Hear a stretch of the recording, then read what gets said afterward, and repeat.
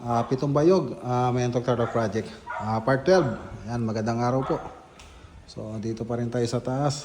So, meron din nagtatrabaho sa baba. So, dito sa taas, konting linis na lang po rito para matapos na po tayo rito sa taas.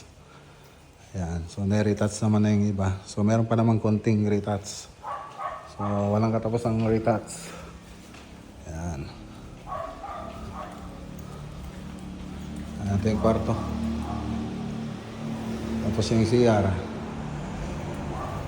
Tapos ito yung isang kwarto. Ayan. Ganda na oh. Ganda na. Doon sa baba. Ayun, isa pang ayusin natin. Sa baba mga boss. So preparasyon pa lang po tayo rito sa baba. Ganda oh. Ayun oh. Dito sa baba, masilya. Masilya pa lang yung ginawa natin dito. Tapos naka-primer na po doon sa ibang parte. So, kaya lang magre-retouch pa po tayo rito. Papagandahin po natin yung wall niya. Yan, ayusin po natin lahat yan. So, ayan. Puro retouching.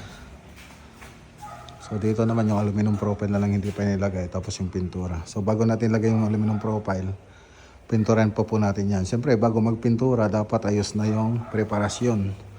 So, yan po yung mga gagawin natin dito. So, lahat ng detalye, ayan, dapat maayos. Tapos dito yung isa. Sa may harap, sa may store nila itong mga boss. So, ayan, in-update ko lang po kayo dun sa project natin dito sa Pitong Bayog. So, ito pa yung labas. Ano. So sa interior lang po tayo magpipintura. Sa loob, dito sa labas, hindi po kasali sa usapan po namin.